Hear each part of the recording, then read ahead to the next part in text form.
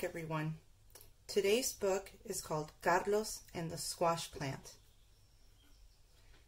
Story by Jan Romero Stevens and illustrated by Jane Arnold. Now this is the cover of the book. This is the spine, and normally I would show you the back cover, but it gives away the big surprise in the book, and I want you to be surprised. So today I won't show you the back cover of the book.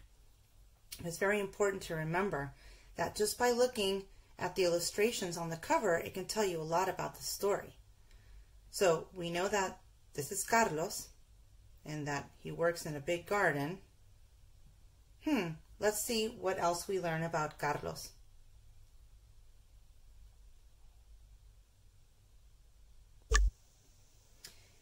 Carlos lived on a big farm with his mom and dad. His mom and dad were farmers, and they took care of a big garden next to their house. They grew all kinds of things: watermelon, corn, tomatoes, spicy green chiles. But his favorite vegetable was squash, because his mom used it for making calabacitas, which is a really delicious dish that comes from Mexico. Carlos spent most of his days in the garden with his brother and his father. They planted seeds, took care of them, and then when they grew, they gathered the vegetables when they were ready. He worked so hard that he got pretty dirty every day. He got soil under his fingernails, he got it in his hair, on his arms, on his feet. And it was very important that at the end of the day, he'd take a bath. And his mom warned him, "Si no te limpias las orejas, te va a brotar una calabacita," which means, if you don't wash your ears, a squash plant will grow in them. But Carlos didn't believe her. One day, he had been in the garden all day and got very dirty, and his mom said, "Okay, into the bath you go." And when he went into the bathroom, all he did was wash his face and then put on his pajamas and came out. And his mom said, "Did you take your bath?" "Sí, Mama, I did." Then after dinner, he went to bed. The next morning, he woke up but had an itchy ear. He started to scratch it, but he felt something strange. He looked in the mirror. A tiny green stem was growing out of his right ear. He wondered what to do. It was time to go get breakfast. Oh no. "Just a minute, Mama." And he went into the closet and found a big hat. When he walked into the kitchen, his mom said, "Good morning. Why are you wearing a hat?" Because it's sunny today and I don't want the sun to get in my eyes." He ate his breakfast and ran outside. He worked outside all morning, ate his lunch sitting in a tree, and then fell asleep.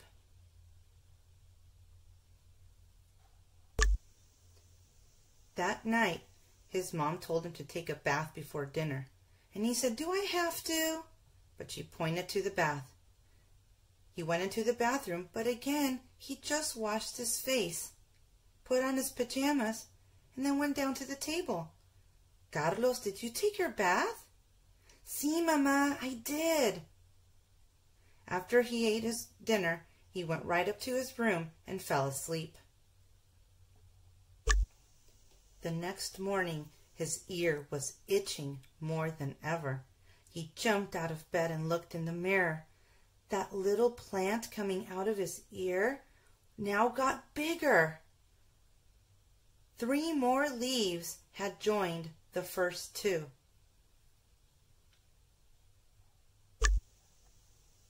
Just then, his mom called him down to breakfast. Ay, caramba! He went and found an even bigger hat from the closet. He went downstairs. "Good morning, son. Sit down for breakfast," his mother said. "But why are you wearing that big hat? The sun is so hot. I don't want it to get in my eyes. He finished his breakfast and hurried outside.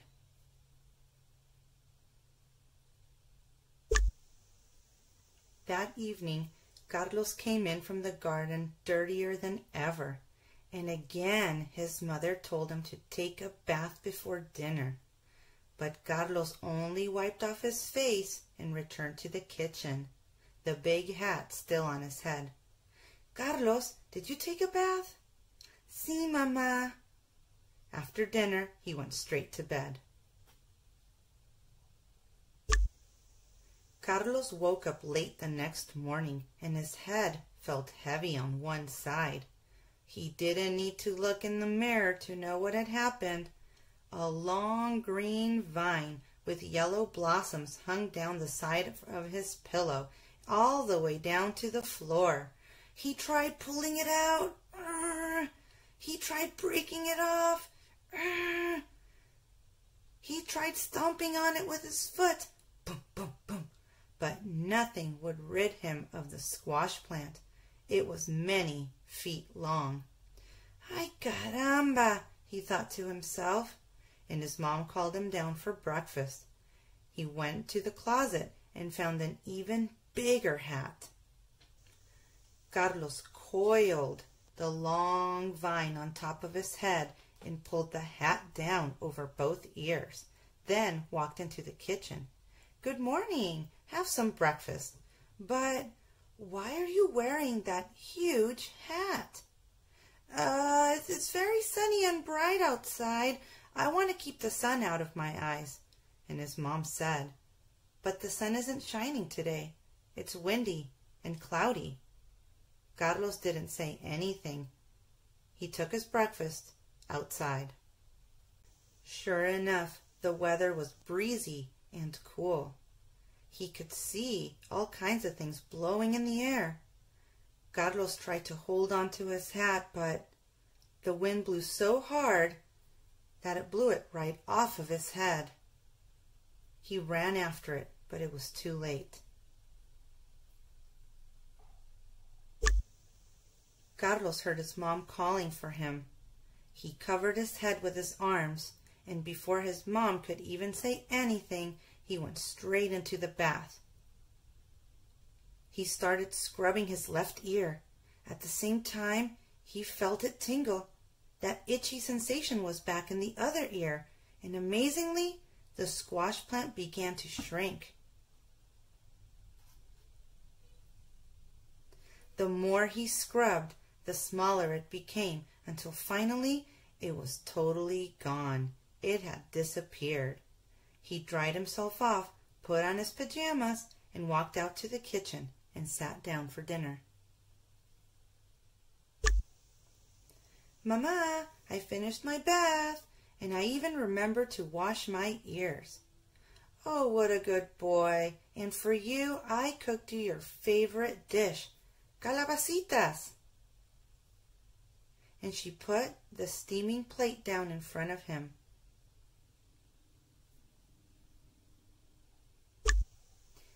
The end. Now I want to show you guys a recipe for calabacitas in case you want to try it at home. I picked this book because calabacitas is one of my favorite dishes. I still have not mastered how to make it as good as my mom, but hers is the best. So sometimes when she makes them at her house, she saves some for me. And this is the recipe. Now, so you know, with recipes, first they give you all the ingredients you need and how much, and then they tell you how to cook it, like what you need to do first. Usually you have to maybe heat the oven or the stove, and then start putting in the ingredients one by one.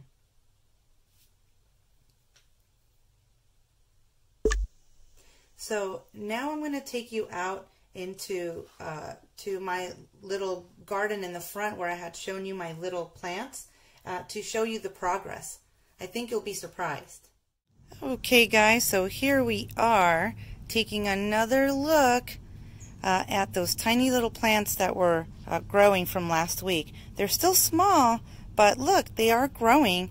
This one's doing a pretty good job. It's already peaked over the pot, so that's nice. This one's growing. I believe that's corn. And then let's see, this is tomato. I hope it makes it. I don't know about that. These two are the ones that didn't make it. And then there's my tiny tomatoes. I have not seen a lot of growth in those. So the best ones so far have been the corn and what I believe is lettuce. So if you want, you can water them with me. They need a little bit of water. There we go, just a little bit, not too much.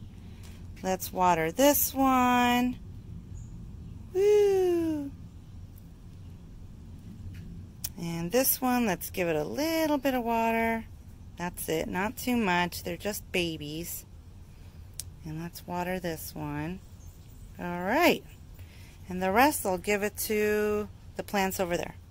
There we go. Okay. So next time I'll show you the progress. Hopefully they will have grown even more. Okay guys, so there you have it. I read you that book about Carlos and the squash plant, which I thought was pretty cool. It's kind of funny what happened. Now remember, that's just a story. It doesn't mean it's going to really happen to you if you get a little dirt in your ears. But certainly you want to make sure that you're taking thorough baths to stay nice and clean. And also in this story we talk about not just growing vegetables, but also what we do with them afterwards, right? So making dishes. So for this week, what I want to concentrate on is asking you guys to please send in some pictures and draw and color the meals that you eat that have fruits and vegetables in them, okay? So hopefully that'll encourage you to eat even more vegetables this week. They're very good for you, very healthy, so you can grow big and strong. Okay guys, I miss you so much. Talk to you next time.